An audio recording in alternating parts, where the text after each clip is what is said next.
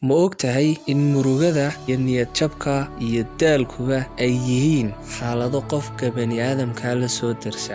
Walaal, waad murugoon kartaa, waad niyad-jabi kartaa, waana daali kartaa.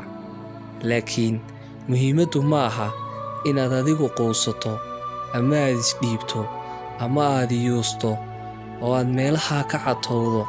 Waxaa lagaaga baahan yahay shay kasta oo aad ku dhiirato ama aad ku dadaasho waad qaban kartaaye inaad qabato.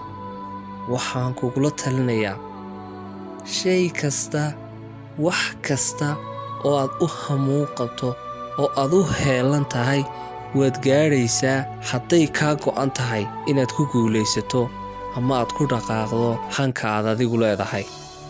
Ha dayicin awoodda uu Ilaahay ku siiyey. Waxaa loo baahan yahay awoodaha kugu kaydsan inaad adeegsato adigu.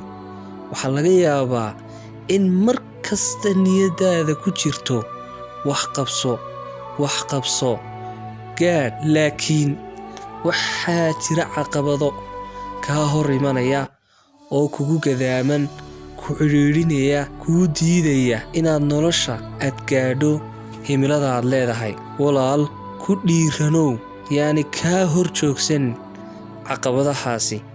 Mar kasta oo ay caqabaduhu kugu bataan waxaad ogaataa in aad u dhowaatay guusha aad rabtay inaad gaadho.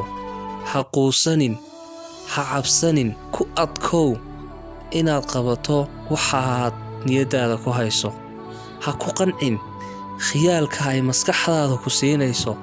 Ha ku qancin khiyaalka ay dadka liita mar walba kuula imanayaan, ay iska dhaadhiciyeen, ay ku odhanayaan nolosha halkaa kama gaadhi kartid, himilada aad sheegayso ma qaban kartid. Yaanay noqon deyr adiga ku xidha, yaanay noqon wax dib kuu dhiga, yaanay noqon arrinku fadhiisiisa.